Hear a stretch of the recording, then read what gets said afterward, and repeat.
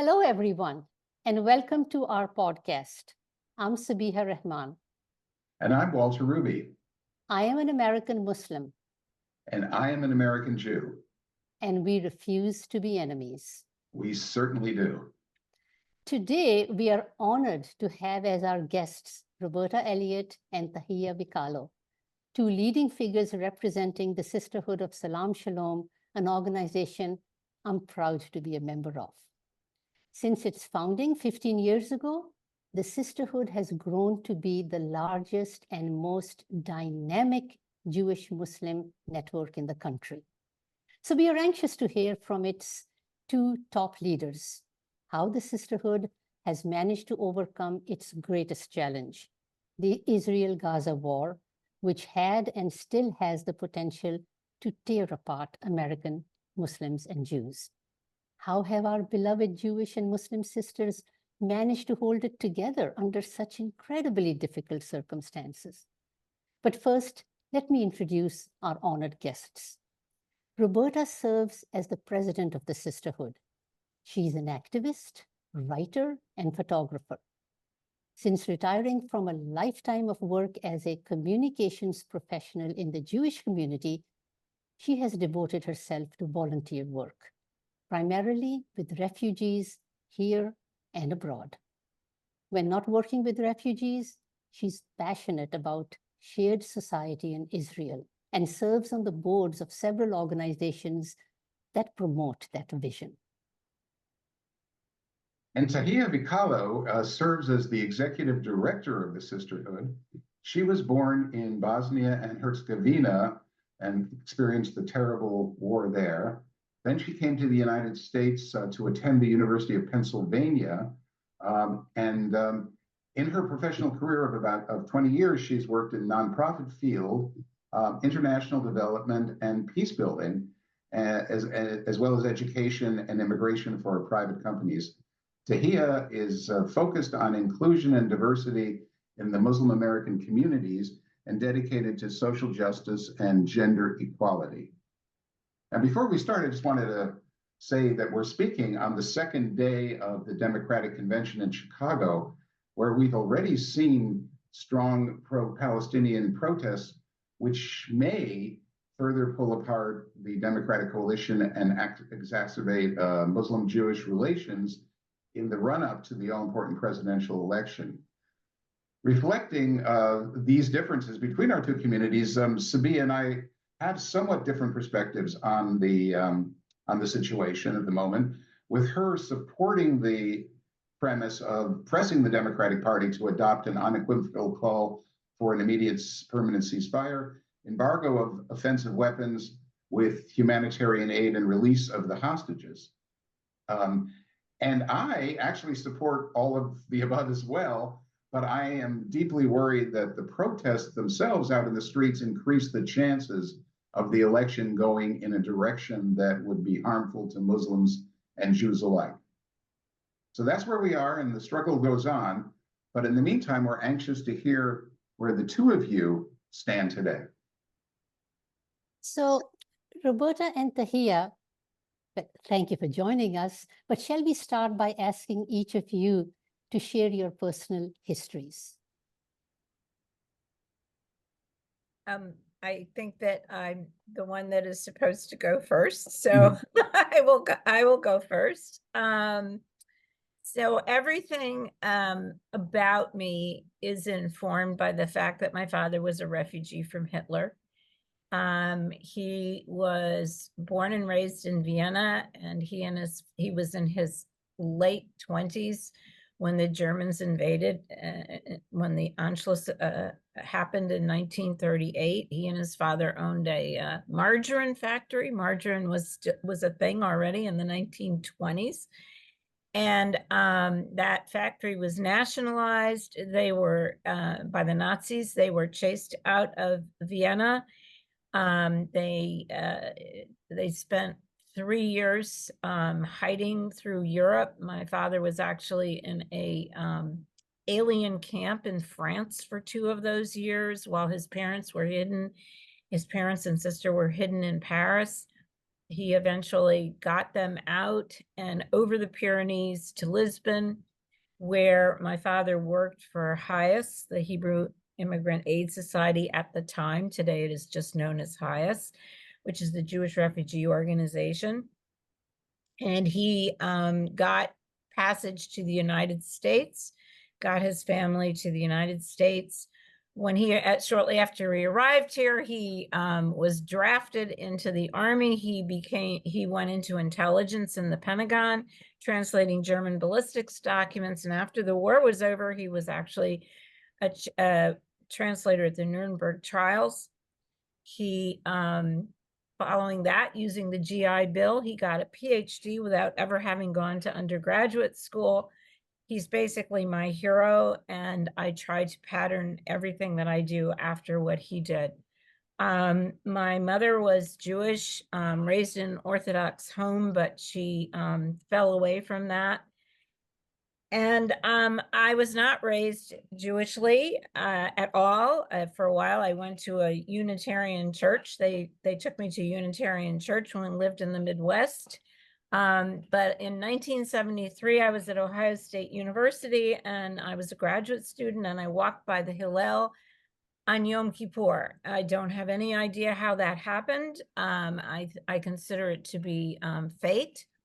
And I walked in and I was kind of hooked, and I've made up for not having been raised Jewishly. I've made up for that for the rest of my life. I'm a very active in my Reconstructionist synagogue in Montclair, New Jersey. I lived in Israel from 1980 to 1984. And when I came back, and while I was in Israel, I went to Israel as a big fan of Menachem Begin. And within several years, or more like about 2 years, I moved very far to the left and noticed what was going on with the Palestinian population as opposed to the Jewish population. And I've basically been working towards shared society for the last 40 years. It's something that I'm absolutely passionate about. And well, I don't want to reveal my age, but at age 60, I did my bat mitzvah. And my bat mitzvah project was visiting the detained at the Elizabeth Detention Center, those people that had come to this country looking for asylum and were put in prison instead. And in 2015, as you mentioned in the introduction, I decided that I had to do something about the Syrian refugee crisis. And I flew to Vienna, and I worked in the train stations helping refugees. At that point, it was still a transit point to Northern Europe, and I helped them for 2 weeks. And I went back to Greece for the following 2 summers and worked in refugee camps for doing that. So I'm kind of all about the displaced and refugees. And but my basic core is that I believe in the teachings of the Torah, most especially B'Tselem Elohim, that we are all created in the image of God. That's led to everything I've done, and to certainly my views on Palestine and Israel at the moment. But this has been a difficult year, and I can say that since October 7th, mostly what I am is scared. I'm scared because of the divisions in this country. And I recently applied for and received my Austrian citizenship. And if this country turns even more anti-Semitic, I will ironically probably end up in Vienna with my husband trying to shelter ourselves from what's going on in this country.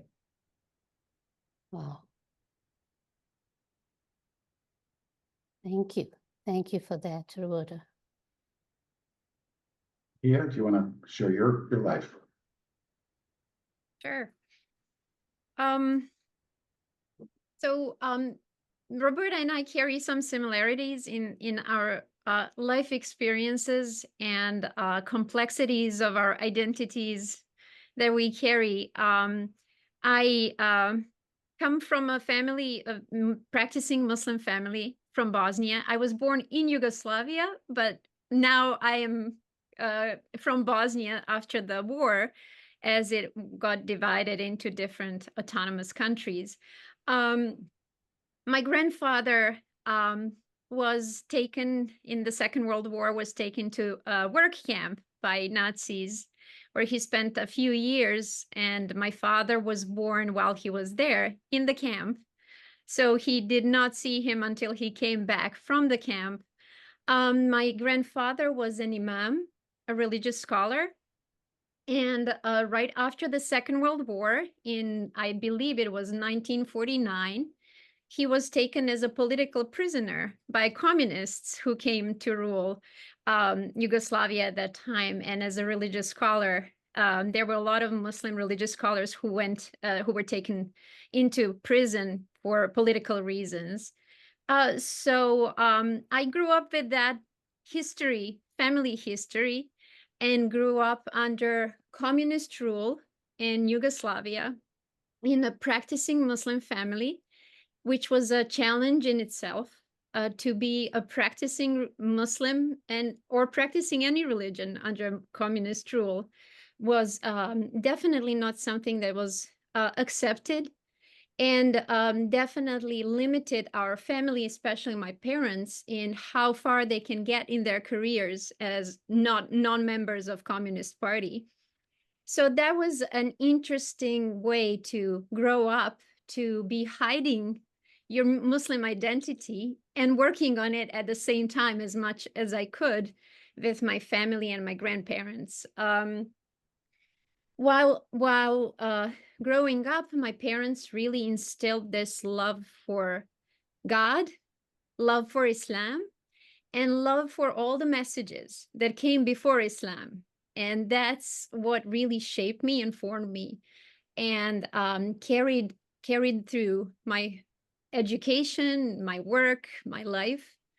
I came to the US. I'm sorry, I have to mention the war started in 1990, and I was living in Sarajevo with my family, and lived under siege for a few years, experienced all the horrors that humans can do to humans, and witnessed a lot of suffering personally and from my family and friends.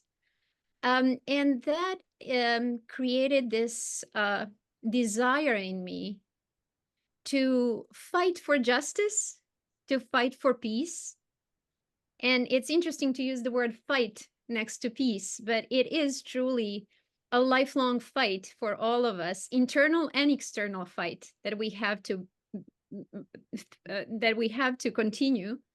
I came here to US as a student, to University of Pennsylvania, where I pursued anthropology, another attempt to understand societies and human beings, how they structure their communities a little more. And after that, I worked for a nonprofit organization that in Middle East programs, and traveled extensively through Gaza, West Bank, Israel, Lebanon, Jordan. So I had knowledge of Palestine, Israel before, deep knowledge, but having that witnessing everything that I witnessed during my travels, reinforced the feeling that we really need to keep working on this, and we need to keep communicating, and we need to keep talking and working for justice and peace. And I joined the Sisterhood as one of, I was engaged with a number of interfaith groups, because I really truly believe as we love God, as we need to love human beings, and we need to love peace and justice. So my attempt was always to learn more about other scriptures, other teachings that enrich my own. So here I am today with the Sisterhood, and continuing that work. Wow. Well, both of those accounts were really, really moving. I just wanted to say, first of all, that as Roberta was talking, I was really taken. I've known Roberta for a long time, but I don't think we knew a lot of things about each other. But the parallels are really incredible because her father fled from Vienna, from the Nazis, my mother from Berlin. They both barely escaped with their lives through Lisbon, as Roberta pointed out, helped by Hias. Maybe we need to check the dates because maybe your father working for Hias helped my mother at that point. Anyway, I also kind of grew up without much Jewish identity. Spent years in Israel where I kind of got that, but and then came back and worked for Jewish and Israeli newspapers for a period, and then finally, like Roberta, I got into Muslim-Jewish relations a little bit later in life, and that's been an absolute joy.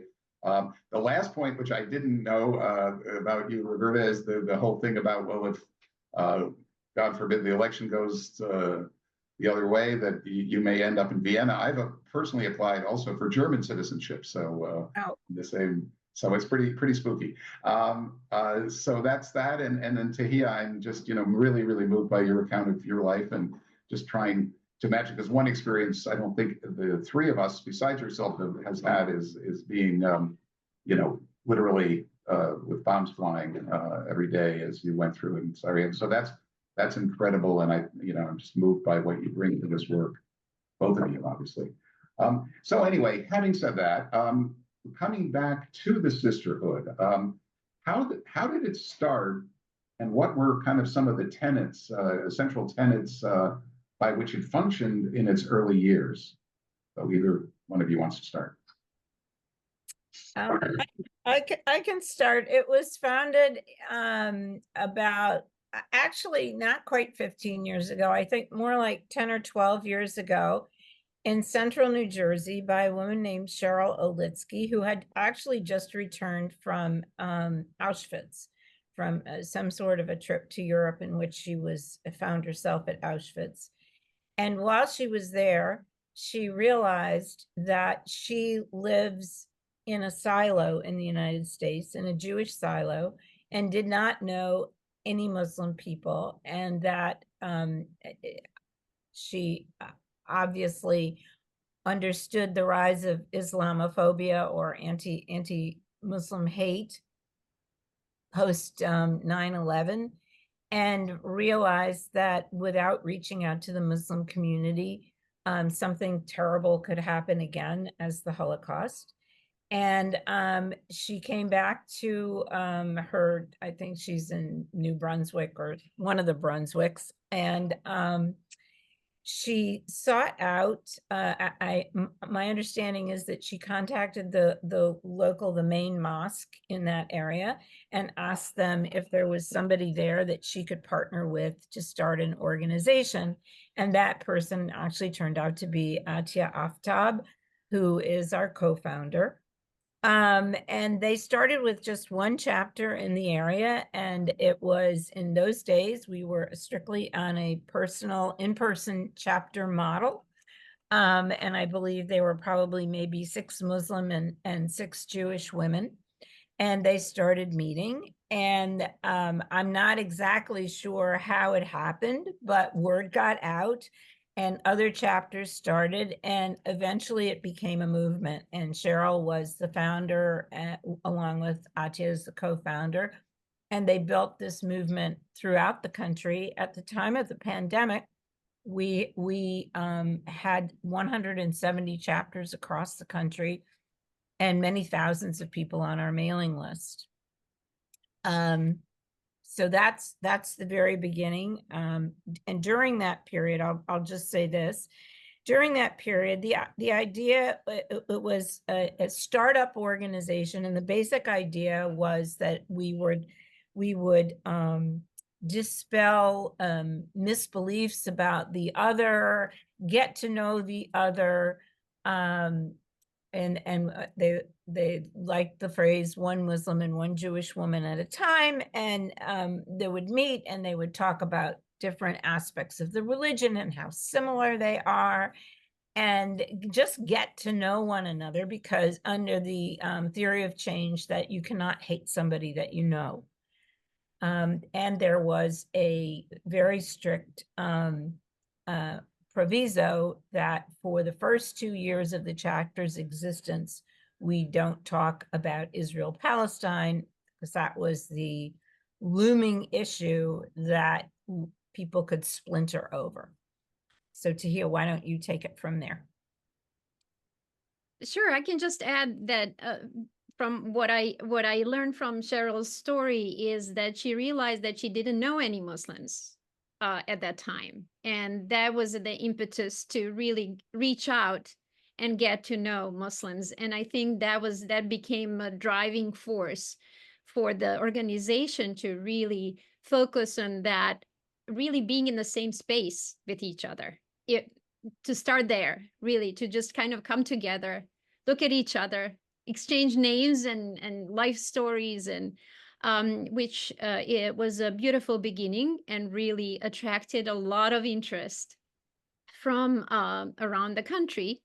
And I think that feeling of being two minorities in the US brought us even closer together, because there was such an overlap of experiences, daily experiences, history, and we were learning from each other about what we have experienced and how to make a change, to not continue having those at least negative experiences that we have on a daily basis. So that's, and Roberta mentioned difficult conversations were not necessarily encouraged for the first 2 years.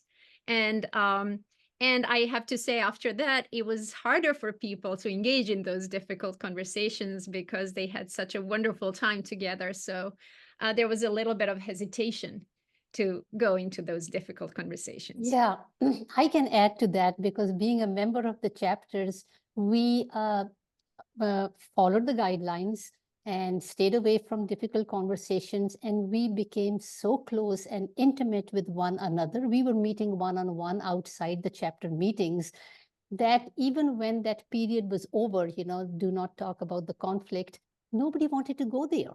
And another year went by and nobody wanted to go there because things were going so well. We were like calling up each other and saying, how's your granddaughter? Your son's had a baby boy. How's he doing? Things like that. Nobody wanted to go there. So then my question is that what led to a shift in that approach of not talking about Israel-Palestine? So that's a very interesting, there's a very interesting answer to that question. One of the things that we do at the Sisterhood is we have building bridges trips. We go to various places in the world that are of particular interest to both the Muslim and Jewish population. We have been to Azerbaijan, to actually Bosnia before Tahija was involved.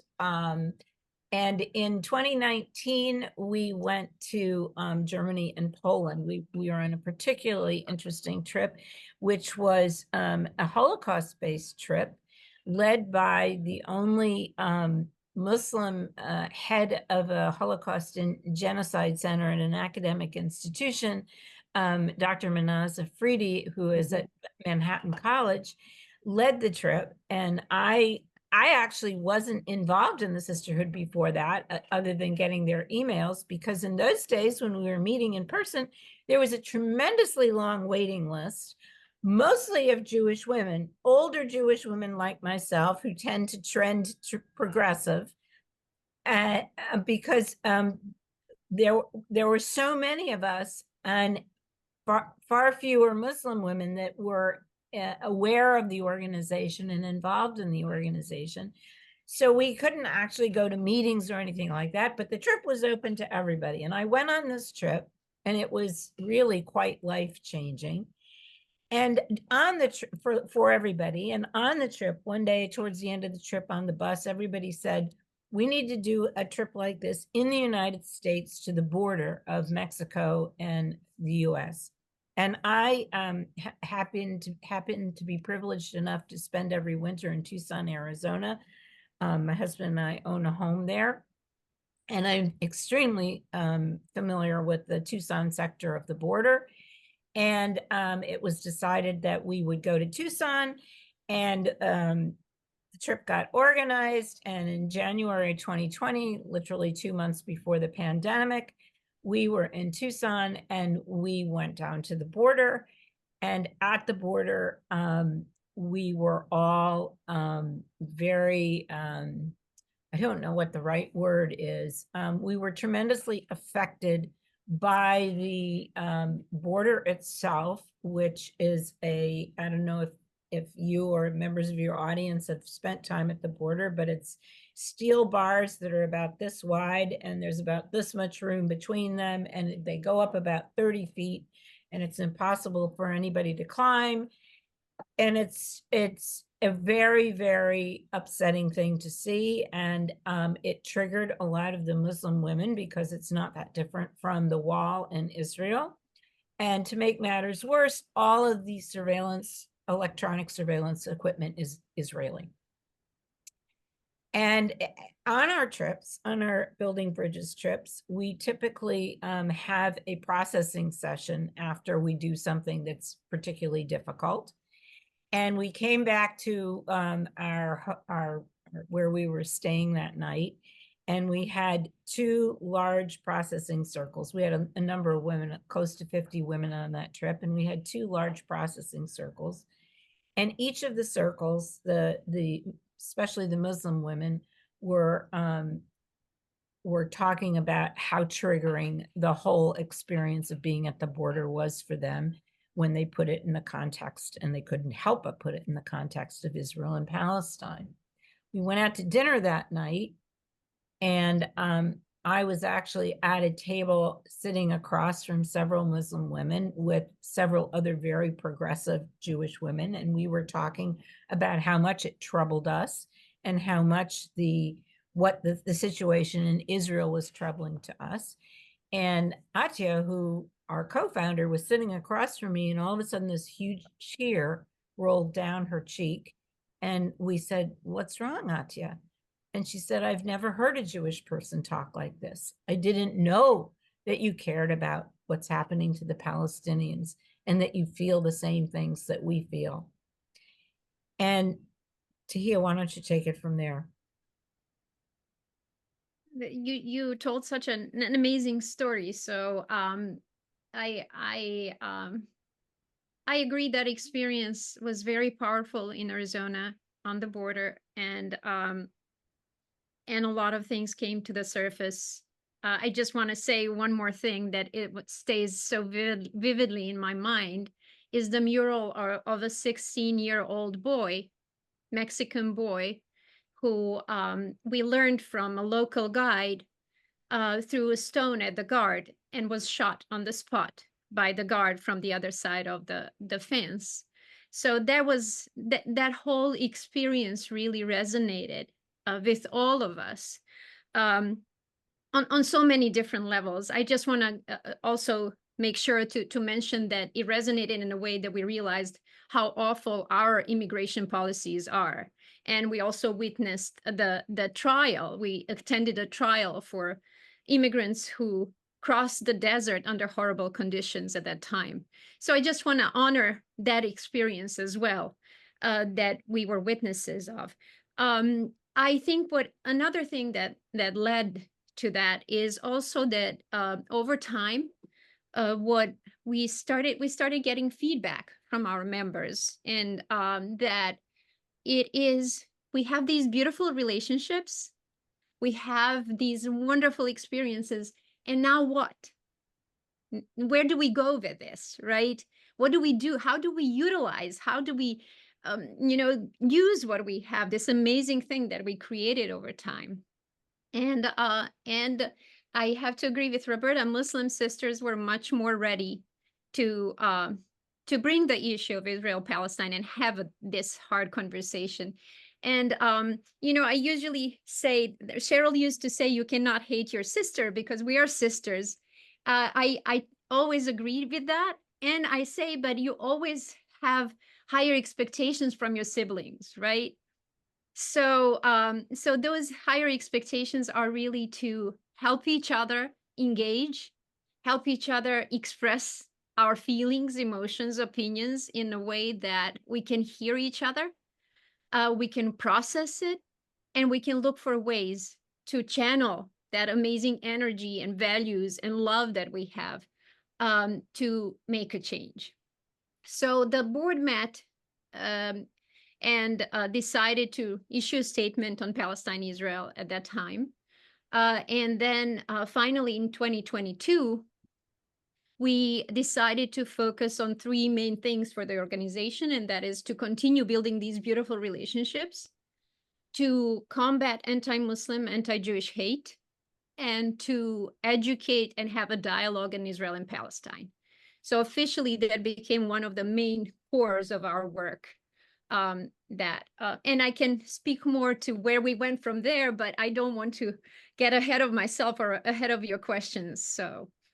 No, that's very, very helpful, Roberta and Tahija, because it set the stage that there's a process. You have to grow into it and be ready for it, and not undertake some difficult issues prematurely, you know, and relationship development was just, you know, one part of it. So then we had, and I remember that in 2021, when there was an eruption in Israel, Palestine, that the organization organized many virtual trips to the Holy Land to expose us to what was happening on the ground and how some of the peacemakers over there were working together across the divide, which was very, very powerful and very educational and enlightening. So moving ahead then, along this trajectory, since in the aftermath of the eruption of the Gaza-Israel war, what strategies did you undertake to hold the sisterhood together? We've been going you first, Roberta. I don't know if you want to continue doing that. No, why don't you go on this one? Oh, sure. And I'll fill it. So I usually say I wish we had that magic solution in our pocket, that we figured it out. And I don't think that anybody has that. And we are learning from each other and learning day by day how to best address this. What I just want to mention that before Gaza war, before October, we have decided to train facilitators to guide and lead these difficult conversations. So we trained one cohort in the spring of last year and started the training of the second cohort in the summer of last year. So they were in the middle of that training when October happened. And it really was an amazing experience for those who were getting the training to address this in their conversation. So our goal was to really have people who have these tools to be in the space with Muslim and Jewish sisters and guide the conversations in the best possible way. What we did is immediately after, we organized listening and sharing sessions. Initially we had them twice a month, and they were open to everybody, to all members around the country to come, and we would have facilitators present. We always try to have Muslim and Jewish facilitator in the room, really allowing, in the beginning, we allowed for that emotion to come through, because there was a lot of emotions. People were carrying so much, and having opportunity to bring those emotions into this shared space was an incredible opportunity for many of them. We continued with that, and now with the time passing, we are bringing more sort of bringing different issues or prompts that are relating to different issues that are really we are facing at the moment, and sort of the conversations are evolving. Can I jump yes, in please. and backtrack a little bit? Yes. So I will name October 7th, that date, as the day that things really obviously came to a head for us. And it was just so frustrating, because we had decided by at a board retreat 2 years earlier, as Tahija said, that we would go into the Palestine-Israel conversation, and that we would, and then it was reinforced, as she said, at another retreat the following year, that would be one of our pillars. But it was, we weren't quite ready. I mean, I don't believe that anybody was ready for October 7th, but we weren't quite ready functionally for October 7th. We had one group that was already trained, as Tahija said, and we were just in the middle of training the second group. So we were caught in a bind of trying to figure out what to do, and Tahija, in her sensitivity and brilliance, decided that we needed to have listening sessions. But the point that I want to make is that initially October 7th was, I mean, I don't have to say this to anybody who's Jewish. There just are no words to describe what it felt like. To me, it felt like a pogrom, and I thought that we were past pogroms. It felt like history was repeating itself, and it felt so ironic because the Gaza envelope, where these kibbutzim were, where everybody was murdered, these were the most progressive of all the Israeli population. And my friend and thousands of people's friends, Vivian Silver, was living there. And when we learned that she had been killed, I mean, so initially it was incredibly traumatizing to the Jewish sisters. But within a week, it started to be, the mood shifted as we saw what the Israeli military was doing to Gaza. And then it became incredibly traumatic for the Muslim sisters.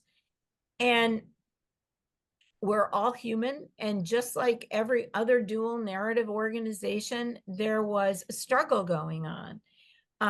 You know, it was kind of, this is too flip an expression, but it's an expression that's used frequently.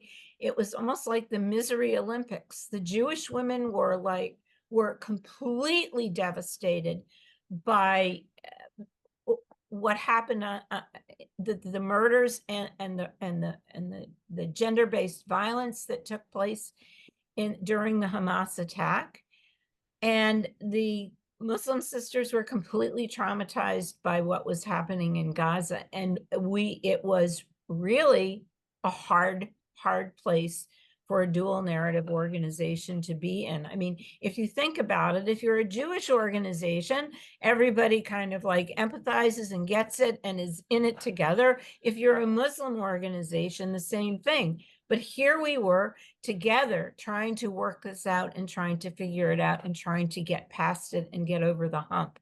And it took us about 6 weeks to actually issue a statement, because we got hung up on language. We got hung up on emotions. But as you know, and I don't want to jump ahead too far, as you know, the way we solved the problem, and it took us about 6 weeks to figure it out, was to focus on our values. Mm-hmm. To go back actually to the beginning. I mean, Jewish values and Muslim values there's no daylight between them. We both believe in humanity. We both, I don't know if there's a passage in the Quran that speaks of that we're all created in the image of God. But if there's not, there's something, I promise you, extremely close. And we all believe in humanity and the goodness of humanity. And that's what we decided to focus on. Yeah, I just want to thank you, Roberta. That's exactly right. I think another piece to this that I have to mention is another struggle that we have is that a lot of people don't see October 7th as the beginning of it all, right? That there is a long history beyond October 7th. And it was important for us to acknowledge that as well, that the intensity of suffering and killing that we are witnessing now is definitely horrific. However, there is a history before Mhm, October mhm. 7th that we needed to acknowledge as well. So I agree that it was a difficult moment, and it took and we are still going through a lot of challenging moments. The most important part is that Roberta and I work very closely, and we really bounce off ideas of each other and keep learning from each other. And so yes, there is something in Quran that when God created a human being, he or she breathed the breath into that being. So we all carry that breath in us, that divine, the piece of that divine in us. So there is definitely that similarity. And going back to our mission, and if you allow me, I just want to read our mission that we revised and tried to strengthen over the past few years. So based on our shared values, the mission of the Sisterhood of Salaam Shalom is to build relationships between Muslim and Jewish women of all ages, to promote and advocate for human rights, and to end acts of hate for all human beings. So as Roberta was saying, the values, we kept going back to our mission, the values that we expressed in our mission, and starting from there, how does that reflect on what we want to do, what we want to talk about, where we want to go as the organization? When Tahija and I talk, every single time we talk, we learn something from each other. So Tahija, I just want to tell you that in Hebrew, the word for soul is neshama, and it comes from the base root word for breath. Beautiful. So we are. Yep. Yeah, beautiful. Really, absolutely. So I was, very much struck by the idea of going for shared values as the key of making it work. And I think rather than quote unquote facts, and I think there was a kind of another thing that you did, which was related to that, which was there's obviously these trigger words, which are considered very inflammatory or troublesome by one side or the other. For example, genocide, in the context of what's happening in Gaza, occupation, anti-Semitism, ceasefire, which doesn't sound like that should be such a big one, but in the context of Israel's determination to hit back against Hamas at that point, it certainly was. Anyway, how did you? And as you both know, and you were saying it took you 6 weeks to get a statement together, which is actually pretty fast and very impressive that you were able to do that within that time. But anyway, in those discussions, I'm sure you were bouncing up against these words, and what they was say in terms of genocide, that Israel's committing genocide in Gaza, and then the Jewish side would probably say, well, wait a minute, it wasn't October 7th the kind of attempted genocide, and back and forth. How did you get past all that to the extent possible? Well, I want to address the term genocide because back in last December, I mean, genocide was an incredibly loaded word for the Jewish community. I mean, right. we're the remnants of the genocide of the Nazis. So using the term genocide, we don't ever use the term genocide lightly. And one of the things that we actually did immediately following October 7th was the executive committee started meeting regularly, almost on a weekly basis. And the executive committee are the officers plus another person appointed by the president. And we are equal Muslim and Jewish. And the Jewish sisters, the Muslim sisters were talking about a genocide that was occurring, and the Jewish sisters were very, very unhappy about the use of this term. And when it came to writing the actual statement, we haven't mentioned this, but we have a task force on Israel Palestine, which we set up, I think before October 7th, right? Yeah. No, actually, we was moved right? from executive committee to task force. Right, we moved. Right, you're right. And when we were in the statement was actually written by our task force. And I remember sitting there and having the Muslim sisters argue for a genocide. And then somebody, I can't remember who, said, well, what about potential genocide? And all of a sudden I was all in, because my view of what was happening at the time, and is still happening, but at the time, and we have to put ourselves back, 6, 7, 8 months ago, when we didn't know as much as we know now, that genocide has to have an intention behind it. Genocide has to be something where somebody decides they're going to wipe off a particular race from the planet, or a particular religion or something. It can't just happen. There has to be an intention. However, my problem was that what I was looking at on the ground sure looked like genocide. I just couldn't find the intention. And when, to me, I was still convincing myself that it was a military target and a military operation without the intention of genocide. So I was absolutely able to live, however, with the idea of potential genocide, because I don't know. It's possible, because I mean, there certainly are people in Netanyahu's cabinet who could have absolutely decided in their mind that they were going to create a genocide.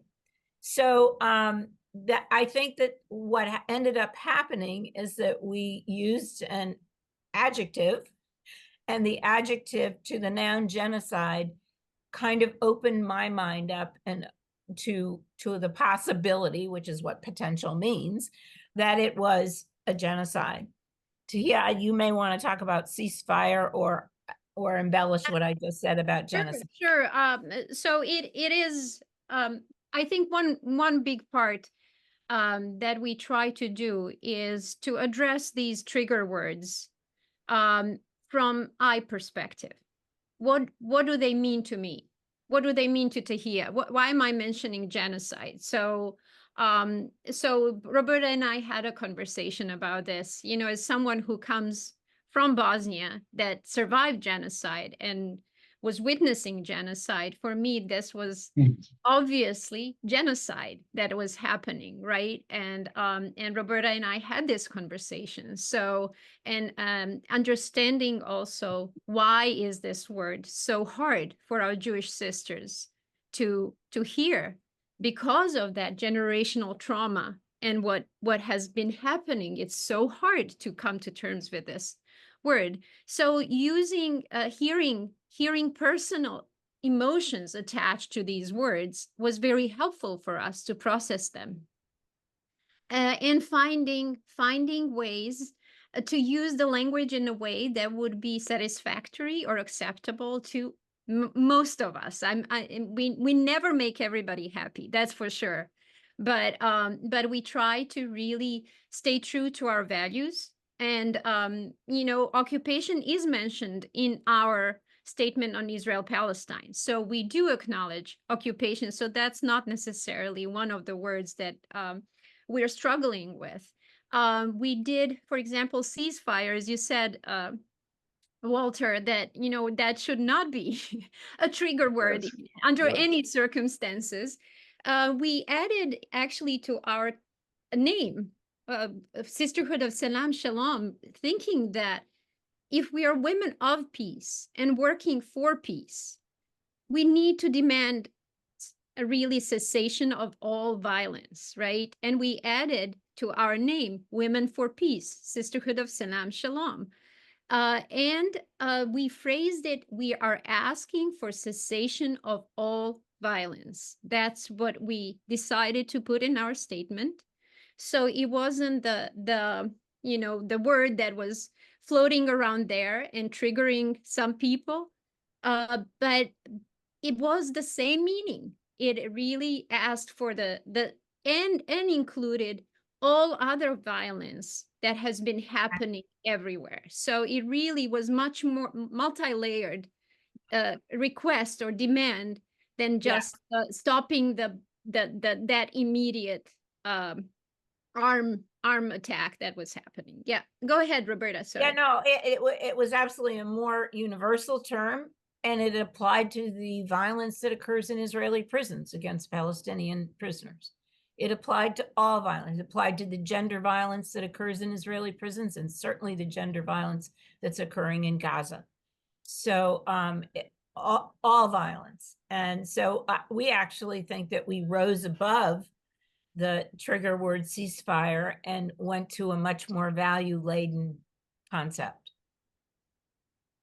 You know, I just want to really, you know, acknowledge which this was really a great accomplishment, I think, with in terms of these wordings. And I would just, you know, kind of rhetorically ask whether this is something special that women have, which I guess was the premise of the Sisterhood all along, that women are able to be less dogmatic and able to find ways to come together. Sabia, do you want to continue?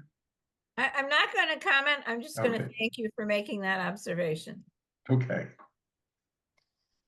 When you were talking about genocide, I was reflecting on also what I read in the New York Times today. There is a piece called "The Bitter Fight Over the Meaning of Genocide" by Linda Kinsler, where she traces the history of how this term was coined in a legal framework. So if you've not had a chance to read it, it should be, and to our viewers, it should be very illuminating. So Tahija, I recall watching your webinar on campus protests with Atiya, and I was moved by the measures taken to ensure that the protests remain peaceful at Rutgers.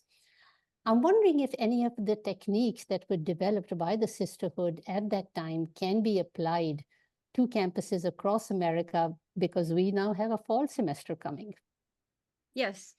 Thank you for mentioning that webinar. That was with Rabbi Nancy Kramer and Atiya Aftab, and they both spoke about Penn experience and Rutgers experience.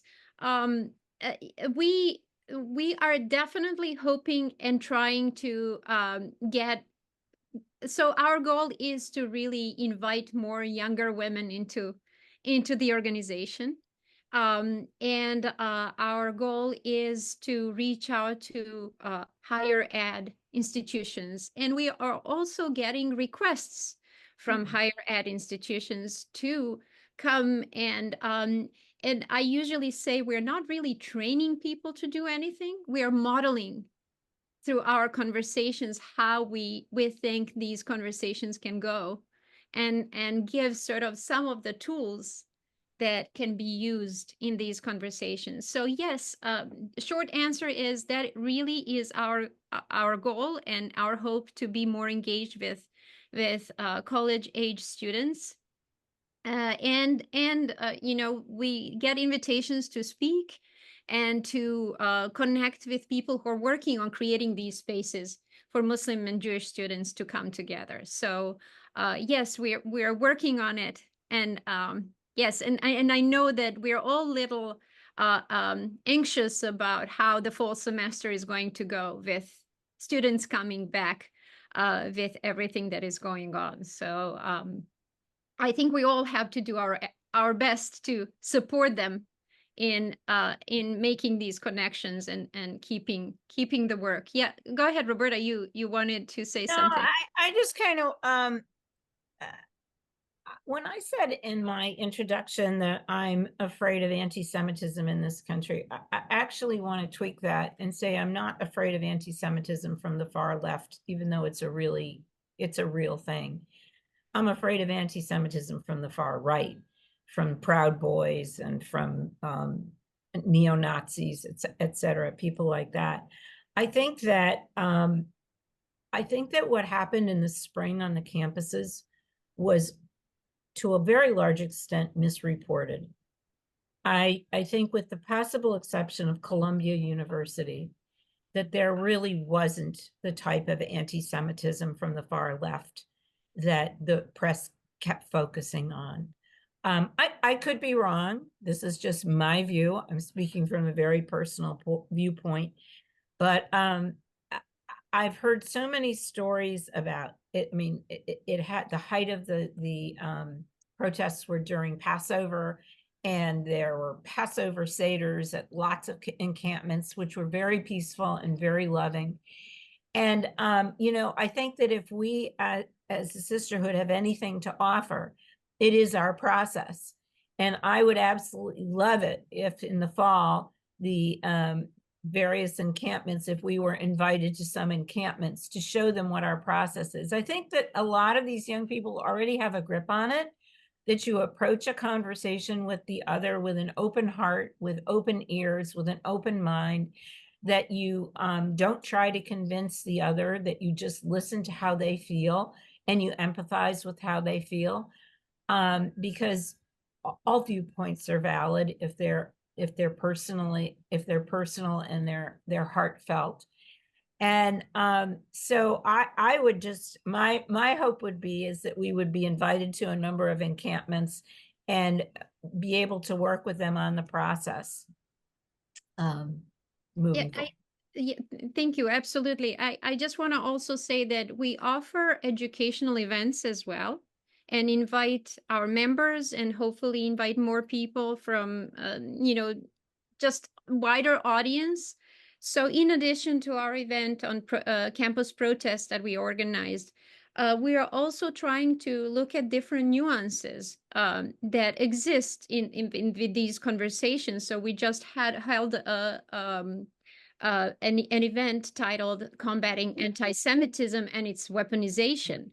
So that really explores this a concept from many different angles, right? That we are hopeful will give some food for thought to our members and those who engage in these conversations to understand on a deeper level some of these concepts. And we are holding this coming Sunday anti-Palestinian racism presentation. So we are really trying to look at some of the core issues that are addressed in these campus protests or what higher ed institutions are going through, and explore them a little more and give our members deeper understanding that they can take further to whatever higher ed institution they're close to and to their communities.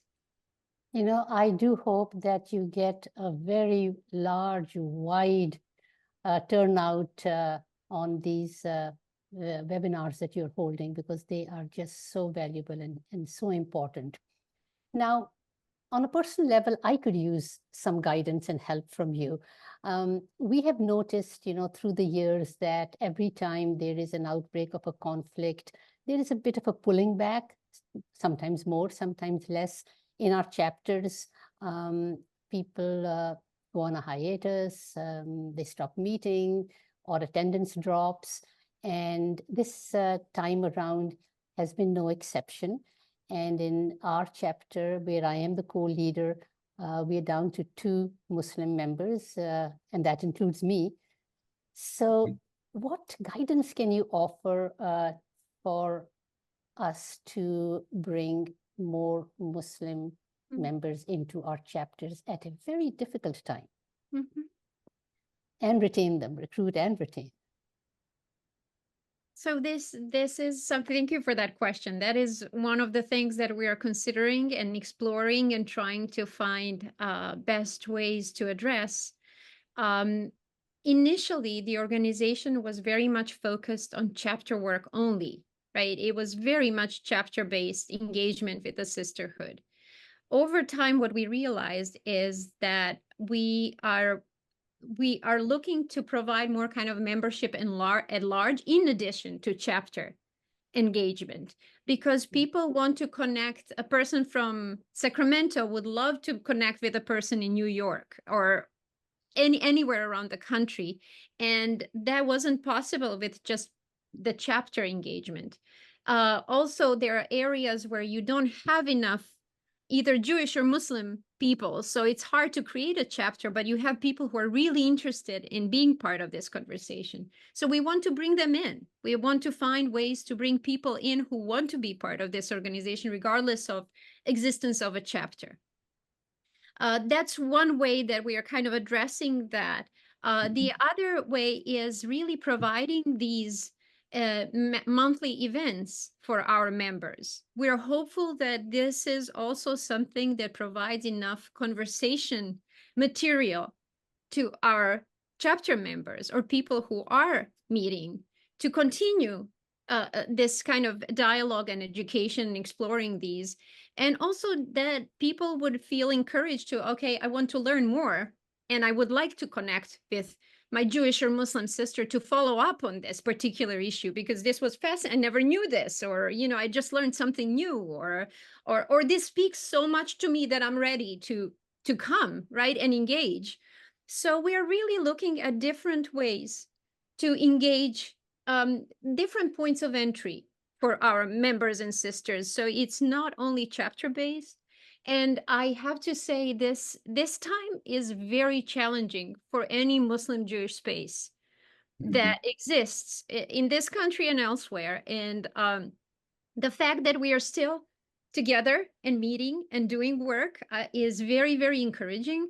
And I think finding ways to really hear what the concerns are and address them, whether through program or through another listening session or conversation. And I do this even with individuals on a regular basis. I meet with a lot of people and just have a conversation to understand where they're coming from and their concerns. So these are some of the ways we are working on this at the moment, and we are, you know, evolving with the world around us as it's happening.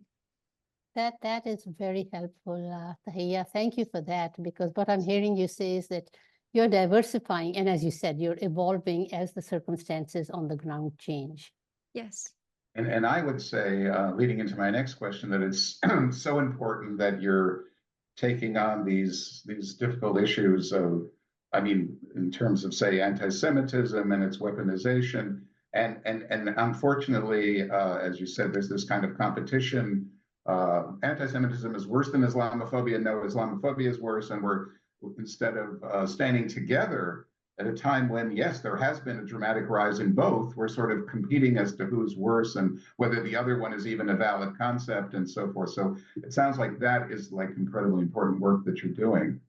And so my final question would be, in light of that, what are the stakes for both of our communities? How important is it for Muslims and Jews to stand together in this present climate of bigotry and Christian nationalism, and something we could say white Christian nationalism in a divided America? You know, what do we both risk if we are unable to come together? So I want to bridge a little bit what Tahija just said. A friend of mine who works on the ground in Israel in Shared Society said the following, which I think just sums it all up. It says, the more you get to know others, the more you understand your identity. Knowing others strengthens your own identity. I have never lost any part of my identity when recognizing someone else's. And I think that I'd like to offer that as an invitation to your audience to check out our organization. If you are Jewish, you are not going to lose your Jewish identity by starting to meet and understand and know and love Muslims. You're only going to strengthen it. And if you're Muslim, the same goes to say, it's easy to say the same thing.